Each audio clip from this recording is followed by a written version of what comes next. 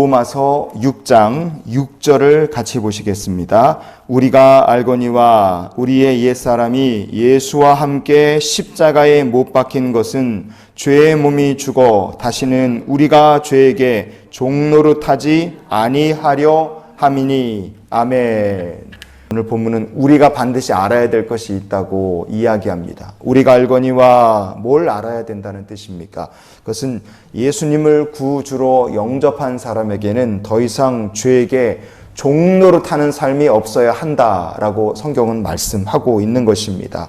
왜 죄에게 더 이상 종노릇하지 말아야 될까? 그것은 십자가의 은혜로 구원받은 성도란 그 사람의 영적 소속과 신분, 그리고 그 사람의 주인된 이 소유권이 완전히 하나님께로 바뀌었기 때문에 그렇습니다. 더 이상 죄의 소유가 아닙니다. 더 이상 마귀의 종노릇하는 사람이 아니에요. 세상을 지으신 창조주 하나님의 소유가 된 백성입니다. 그래서 구원받은 성도는 더는 죄와 사망의 권세 아래 있지 않음을 우리가 잊지 않았으면 좋겠어요. 하나님께서 우리를 포기하시느냐? 절대 포기하지 않으십니다.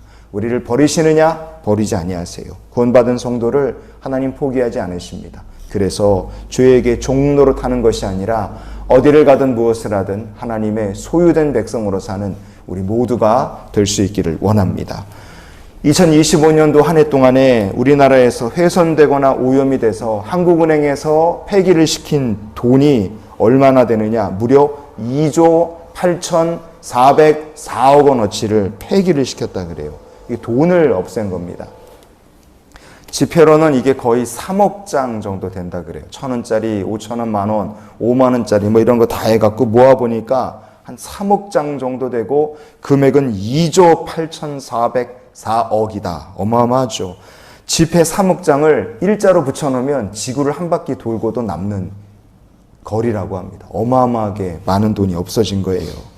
뭐 때문에 그렇게 많은 돈들이 손상이 됐느냐? 어떤 사람은 주머니에 넣어뒀다가 깜빡하고 세탁기에 돌린 사람들도 있고, 장판 밑에 뒀다가 까먹고 새카맣게 타거나 아니면 습기 때문에 돈이 썩어버린 경우도 있고요.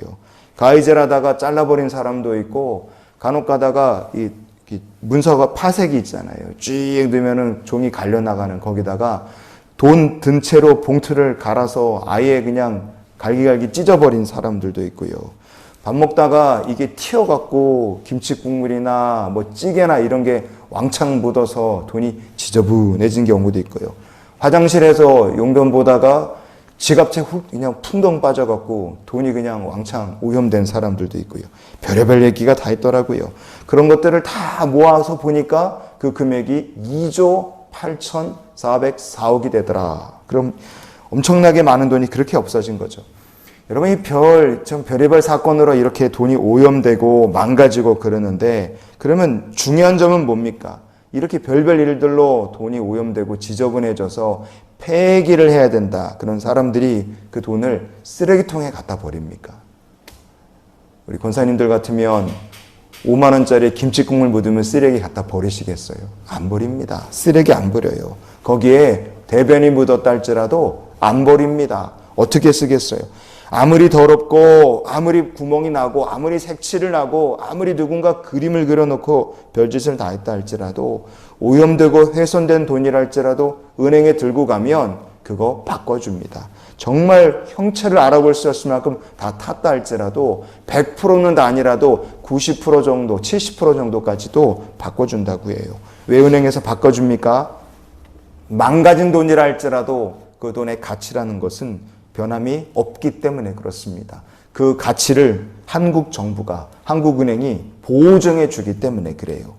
여러분, 하나님의 소유가 되었다. 성경은 얘기해요. 우리가 알거니와 우리가 뭘 알아야 된다는 겁니까? 당신은 이제 하나님의 소유가 된 백성이라는 것을 알아야 된다는 거예요.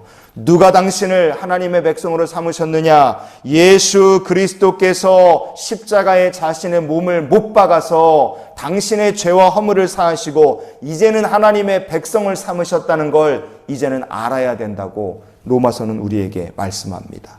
그것은 무슨 뜻이겠습니까? 우리의 겉모습이 아무리 망가지고 아무리 더럽고 아무리 추하다 할지라도 구원받은 하나님의 백성이라는 가치는 결코 변하지 않는다는 것을 성경은 우리에게 말씀하고 있습니다. 그래서 나는 하나님의 백성이요, 내 삶을 책임지고 지키시고 인도하실 분은 바로 하나님이시다.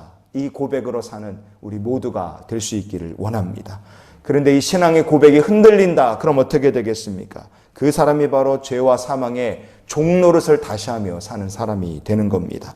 이스라엘 백성들이 하나님의 은혜로 구원받아서 출애굽을 하고 가나안 땅을 향해 가게 됐어요. 그들은 더 이상 바로 왕의 소유가 아니라 하나님의 소유가 된 백성입니다.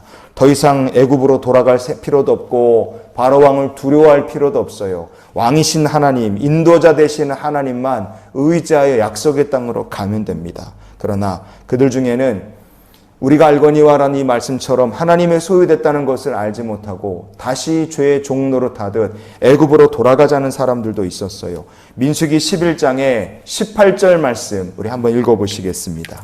너희가 울며 이르기를 누가 우리에게 고기를 주어 먹게 하랴. 애굽에 있을 때에 때가 우리에게 좋았다는 말이 여호와께 들렸으므로 여호와께서 너희에게 고기를 주어 먹게 하실 것이라. 아멘.